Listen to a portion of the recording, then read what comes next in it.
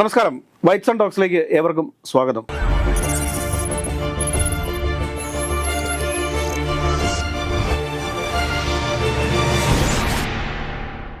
സാറേ നമസ്കാരം. സാറേ, നമ്മൾ കുറേ ദിവസങ്ങളായിട്ട് ഇപ്പോൾ പാലക്കാട്, ചേലക്കര, വയനാടൊക്കെയാണ് ഉപതെരഞ്ഞെടുപ്പുകളാണ് ചർച്ച ചെയ്തുകൊണ്ടിരിക്കുന്നത്. ദേശീയ രാഷ്ട്രീയത്തിലേക്ക് നമുക്ക് പോകാനായിട്ട് സാധിച്ചിട്ടില്ല. ഈ മഹാരാഷ്ട്രയും ജാർഖണ്ഡും ഈ നമ്മുടെ കേരളത്തിൽ ഉപതെരഞ്ഞെടുപ്പ് നടക്കുന്ന സമയത്ത് തന്നെ അവിടെ അസംബ്ലിയിലേക്കുള്ള തെരഞ്ഞെടുപ്പ് നടക്കുകയാണ്. ഇതിൽ ഏറ്റവും പ്രധാനപ്പെട്ട നമ്മൾ ചർച്ച ചെയ്യേണ്ട ഒരു കാര്യം എന്ന് പറഞ്ഞാൽ മഹാരാഷ്ട്രയുമായി ബന്ധപ്പെട്ടിട്ടുണ്ട്. മഹാരാഷ്ട്ര എന്ന് പറയുന്നത് ഇന്ത്യയുടെ തന്നെ ഒരു വ്യാവസായിക നഗരമായി അറിയപ്പെടുന്ന ഒരു സ്ഥലമാണ് മഹാരാഷ്ട്ര എന്ന് പറയുന്നത്. അപ്പോൾ മഹാരാഷ്ട്രയിൽ ഇത്തവണ ആര് ഭരിക്കും എന്നുള്ളത് ഒരു വലിയ ചോദ്യമാണ്. കാരണം ഇതിനു മുമ്പ് കഴിഞ്ഞ സർക്കാർ എന്ന് പറയുന്നത് ശരിക്കും പറഞ്ഞു കഴിഞ്ഞാൽ മഹാ അഗാഡി സഖ്യം ഒക്കെയാണ് വിജയിച്ചിരുന്നത് എങ്കിലും ഇടയ്ക്ക് വെച്ച് അജിത് പവാറിന്റെ നേതൃത്വത്തിലുള്ള കുറേ ആളുകൾ NCP വിട്ട് അജിത് പവാർ വിഭാഗം തന്നെ, അതിനുശേഷം NCP അവരാണ് യഥാർത്ഥ NCP എന്ന് തെരഞ്ഞെടുപ്പ് കമ്മീഷൻ നിശ്ചയിച്ചുവെങ്കിലും ഈ അസംബ്ലി തെരഞ്ഞെടുപ്പോടുകൂടി അത് ആരാണ് ഒറിജിനൽ NCP എന്നൊക്കെ തെളിയാൻ വേണ്ടി പോകുന്ന ഒരു സാഹചര്യമുണ്ട്.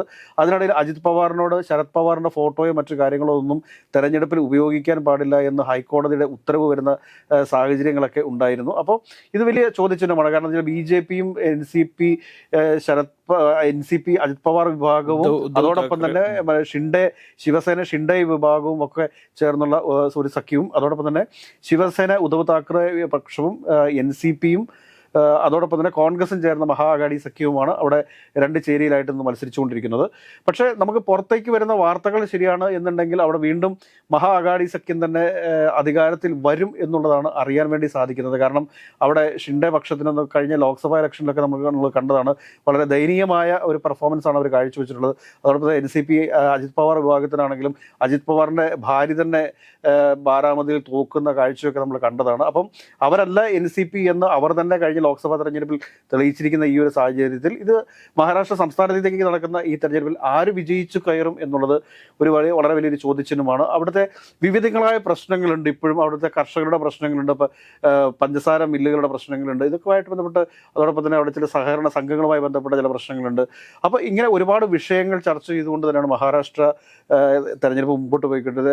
AICC ജനറൽ സെക്രട്ടറി ആയിട്ടുള്ള രമേശ് ചെന്നിത്തലയ്ക്കായിരുന്നു അവിടെ കോൺഗ്രസ് ചുമതല നൽകിയിരുന്നത്. ഏതൊക്കെയാലും എനിക്ക് തോന്നുന്നു മികച്ച ഒരു വിജയത്തിലേക്ക് തന്നെ മഹാ അഗാഡി സഖ്യം എത്തിച്ചേരാനുള്ള സാധ്യതകൾ ഉണ്ടോ, അതോ മറിച്ച് ഷിൻഡെയുടെ നേതൃത്വത്തിലുള്ള NDA സഖ്യമായിരിക്കുമോ അധികാരത്തിൽ വരിക? മഹാരാഷ്ട്രയിൽ ഈ കോൺഗ്രസും അതുപോലെ തന്നെ ശിവസേന ഉദ്ധവ് താക്കറെ വിഭാഗം, അതുപോലെ തന്നെ ശരത് പവാറിന്റെ NCP, ഈ മൂന്ന് പാർട്ടികൾ ചേർന്നാണ് അവിടുത്തെ ഇന്ത്യ സഖ്യത്തിന്റെ ഒരു മിനിയേച്ചർ രൂപമാണത്.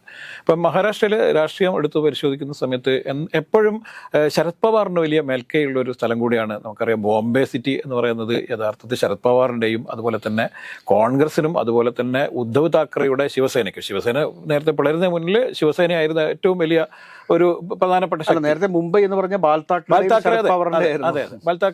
ശരത് പവാറും തന്നെയായിരുന്നു ഒരു കാലത്ത്. പക്ഷേ പിന്നീട് BJPയുടെ ഈ ഭിന്നിപ്പിക്കൽ തന്ത്രത്തിന്റെ ഭാഗമായിട്ടാണല്ലോ അജിത് പവാറിനെ യഥാർത്ഥത്തിൽ അദ്ദേഹം അവർ അടർത്തി മാറ്റി ഈ അവരുടെ BJP പാളയത്തിലേക്ക് കൊണ്ടുപോയി. അതുപോലെ തന്നെ ഈ NCP മറ്റേ ഉദ്ധവ് താക്കറെയുടെ ഷിൻഡെ വിഭാഗം എന്ന് പറഞ്ഞാൽ അങ്ങനെ ഒരു വിഭാഗത്തെ ഉണ്ടാക്കി ഈ പിളർത്തി അധികാരം പിടിക്കുക എന്നുള്ളൊരു തന്ത്രത്തിന്റെ ഭാഗമായിട്ടാണ് ഇതൊക്കെ സംഭവിച്ചത്. മാത്രമല്ല, ഇപ്പൊ അജിത് പവാർ നമുക്കറിയാം, അജിത് പവാർ വലിയ രാഷ്ട്രീയ വലിയ പോരാളിയാണ്. കാരണം അദ്ദേഹത്തിന് ഈ ED അറസ്റ്റ് ചെയ്യും എന്നുള്ളൊരു ഘട്ടം വന്നപ്പോഴാണ് അദ്ദേഹം ഇത് പിളർത്തി അപ്പുറത്തേക്ക് പോയെന്നുകൂടി നമ്മൾ കാണണം. അദ്ദേഹത്തിന്റെ കേസില്ലാതായി അദ്ദേഹം വളരെ സ്വതന്ത്രനായി ആയിക്കഴിഞ്ഞു. അല്ലെങ്കിൽ വലിയ അഴിമതി കേസിലൊക്കെ പെട്ട് ജയിലിലൊക്കെ പോകേണ്ടത്. ഇപ്പോൾ കെജ്രിവാളൊക്കെ ജയിലിൽ കിടന്നതുപോലെ അദ്ദേഹവും ചിലപ്പോൾ ഒരുപാട് കാലം ജയിലിലൊക്കെ പോയി കിടക്കേണ്ടി വന്നതിന്. പക്ഷെ അത് ഉണ്ടായില്ല. അദ്ദേഹത്തിന് ജാർഖണ്ഡിൽ ചമ്പൈ സോറൻ അവർ പിടിച്ചുകൊണ്ട് പോയ പോലെ തന്നെ ഇദ്ദേഹത്തെ അവർ പിടിച്ചുകൊണ്ടുപോയി.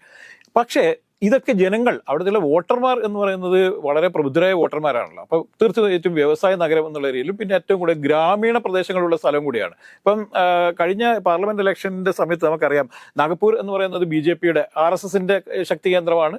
BJPക്ക് വലിയ മേൽക്കൈയുള്ളത്. പക്ഷെ അവിടെയൊക്കെ വലിയ തിരിച്ചടികൾ ഉണ്ടായ സ്ഥലം കൂടിയാണ് നമ്മളിൽ കാണേണ്ടത്. അതുകൊണ്ട് ഈ പിന്നെ ഇപ്പോൾ ഉള്ള സഖ്യം, അതായത് ഇപ്പം ഭരിച്ചുകൊണ്ടിരിക്കുന്ന ഷിൻഡെ വിഭാഗത്തിന്റെ സഖ്യത്തിന് യഥാർത്ഥത്തിൽ അധികാരത്തിൽ അവിടെ തിരിച്ചെത്താൻ കഴിയില്ല എന്നുള്ളതാണ് അവിടെയുള്ള പല മലയാളി സുഹൃത്തുക്കളായിട്ടുള്ള ആയിട്ടുള്ള സംസാരത്തിലൊക്കെ പത്രസുഹൃത്തുക്കളൊക്കെ ആയി സംസാരിക്കുന്ന സമയത്ത് പറയും. പക്ഷെ ഇതൊക്കെ പറയുമ്പോഴും ഇതിൽ ഇങ്ങനെ ഒരു വളരെ നേരിയ ഭൂരിപക്ഷത്തിൽ മാത്രം ഇവർ അധികാരത്തിൽ വരികയാണെങ്കിൽ വീണ്ടും ഒരു പിളർപ്പ് ഈ പാർട്ടികളിൽ ഉണ്ടാക്കുമെന്നുള്ളത് നമ്മൾ കോൺഗ്രസിൽ ഒരു പക്ഷേ ഉണ്ടായേക്കാം, കോൺഗ്രസിൽ ഉണ്ടാവാം, NCP ഉണ്ടാവാം, ശിവസേനയിൽ തന്നെ ഉണ്ടാവാം. ഇങ്ങനെ ഒരു വലിയ പ്രശ്നം ഇതിന്റെ മുന്നിൽ ഉണ്ട് എന്നാണ്. പിന്നെ മാത്രമല്ല, ശരത് പവാർ നമുക്കറിയാം നേരത്തെ ഉണ്ടായ പോലെ അത്രയും ശക്തനല്ല ഇപ്പോൾ. അദ്ദേഹം ഏതാണ്ട് അധികാരത്തിൽ നിന്നൊക്കെ പിൻവലിയുന്ന, ഇനി ഞാൻ സജീവ രാഷ്ട്രീയത്തിൽ നിന്ന് പിൻവാങ്ങുകയാണ് സൂചനകളൊക്കെ നൽകി കൊടുത്തിട്ടുണ്ട്. അദ്ദേഹത്തിന്റെ ചില പിന്മാറ്റവും അദ്ദേഹത്തിന്റെ മകൾ വരുന്നു എന്നുള്ളൊക്കെ വലിയ പ്രശ്നങ്ങളുണ്ട്. കാരണം പാർട്ടിയിൽ തന്നെ പലർക്കും മകളുടെ വരവിന് ഒരു താല്പര്യമില്ലാത്ത വലിയൊരു വിഭാഗമുണ്ട്. പക്ഷേ ഇപ്പോൾ നിലവിലുള്ള അവസ്ഥ വെച്ചിട്ട് എന്തായാലും അഗാഡി സഖ്യം തന്നെ തിരിച്ചു വരാനുള്ള സാധ്യതയാണ്. കാരണം ഒരു കാലുമാറ്റത്തിന്റെയും കൂറുമാറ്റത്തിലൂടെയും പാർട്ടി വളർത്തിയും ഒക്കെ ജനാധിപത്യ പ്രക്രിയയിലൂടെയല്ല ഈ സർക്കാർ, ഇപ്പൊ ഭരിക്കുന്ന സർക്കാർ, BJPയുടെ സർക്കാർ അധികാരത്തിൽ വന്നത് എന്നുള്ളത് നമുക്കറിയാം. അതുകൊണ്ട് ഒരു തിരിച്ചടി ഉണ്ടായാൽ അത് മഹാരാഷ്ട്രയിലാണ് തുടക്കം എന്നുള്ളതാണ് നമ്മളിൽ കാണുന്നത്. BJPക്ക് ഏറ്റവും വലിയ തിരിച്ചടി ഉണ്ടാകാൻ, കാരണം മഹാരാഷ്ട്രയിൽ തിരിച്ചടി ഉണ്ടായി ഉറപ്പായും നമ്മൾ കാണണം. UP അടുത്ത തവണ വലിയ തിരിച്ചടി BJPക്ക് ഉണ്ടാവും. നമുക്ക് പാർലമെന്റ് തെരഞ്ഞെടുപ്പിൽ തന്നെ വലിയ തിരിച്ചടി ഉണ്ടായ സ്ഥലമാണ് ഈ രണ്ട് സ്ഥലവും. അതുകൊണ്ട് ഭരണത്തിൽ നിന്നും ദേശീയ തലത്തിൽ തന്നെ BJPക്ക് തിരിച്ചടികൾ കിട്ടിക്കൊണ്ടിരിക്കാനുള്ള ആദ്യത്തെ ഈ അസംബ്ലി ഇലക്ഷൻ എന്ന് പറയുന്നത് ഈ ജാർഖണ്ഡിലും അതുപോലെ തന്നെ ഇവിടെയും നടക്കുന്ന, മഹാരാഷ്ട്രയിൽ നടക്കുന്ന ഇലക്ഷനാണ്. അപ്പം ഹേമന്ത് സോറനെ ജയിലിലിട്ടപ്പോഴാണ് ചമ്പൈ സോറൻ, അദ്ദേഹത്തിന് ഏറ്റവും മനസാക്ഷി സൂക്ഷിപ്പുകാരൻ എന്നുള്ള രീതിയിൽ ചമ്പൈ സോറൻ അവിടെ മുഖ്യമന്ത്രിയാവുന്നു. ഹേമന്ത് സോറൻ ജയിൽ മോചിതനായ ശേഷം യാതൊരു തർക്കവും കൂടാതെ അദ്ദേഹം രാജിവെച്ചൊഴിയുന്നു. പക്ഷെ പിന്നീട് നമ്മൾ കാണുന്നത് ഇദ്ദേഹം മറുകണ്ഠം ചാടുകയും BJPയുടെ സ്ഥാനാർത്ഥിയായി മത്സരിക്കുകയും, ഇപ്പം ചമ്പൈ സോറനെയാണ് അവർ മുന്നിൽ നിർത്തിക്കൊണ്ടാണ്, ജയമവിനെ പിളർത്തിക്കൊണ്ടൊക്കെയാണ് അവർ. പക്ഷെ പിളർന്നിട്ടില്ല. ചമ്പൈ സോറൻ പോയതുകൊണ്ട് ജയമ അവിടെ വലിയ പ്രത്യേകിച്ചൊന്നും സംഭവിച്ചില്ലെങ്കിൽ പോലും BJPക്ക് അവിടെ ഏതെങ്കിലും തരത്തിൽ മേൽക്കൈ ഉണ്ടായ ചമ്പൈ സോറൻ വീണ്ടും അവിടെ മുഖ്യമന്ത്രിയായി വരും എന്നുള്ളൊരു ടോക്ക് അവിടെ ഉണ്ട്. പക്ഷേ കോൺഗ്രസും അതുപോലെ തന്നെ ഈ പിന്നെ ഹേമന്ത് സോറന്റെ നേതൃത്വത്തിലുള്ള ജമുവും വളരെ ശക്തമായ രീതിയിലുള്ള പ്രചരണ പരിപാടികൾ അവിടെ നടത്തിയിട്ടുണ്ട്. ഇപ്പോഴുള്ള ഇത് വെച്ച് നോക്കുമ്പോൾ അവർക്ക് തന്നെയാണ് അവിടെ മേൽക്കൈ എന്ന് തന്നെ പറയേണ്ടത്. ഏതെങ്കിലും വരാനിരിക്കുന്ന ഇലക്ഷൻ 23-ാം തീയതിയാണ് നമുക്ക് ഫലം അറിയാൻ വേണ്ടി സാധിക്കുക. മഹാരാഷ്ട്രയും ജാർഖണ്ഡും ആര് ഭരിക്കും എന്ന് നമുക്ക് 23-ാം തീയതി അറിയാൻ സാധിക്കും. പക്ഷെ ഒരു കാര്യം പറയാതിരിക്കാൻ വയ്യ, കാരണം ദേശീയ രാഷ്ട്രീയത്തെ സ്വാധീനിക്കാൻ പോകുന്ന രണ്ട് തെരഞ്ഞെടുപ്പ് ഫലമായിരിക്കും ജാർഖണ്ഡും മഹാരാഷ്ട്രയും എന്ന് എടുത്തു പറഞ്ഞുകൊണ്ട് നിർത്തട്ടെ. നന്ദി, നമസ്കാരം.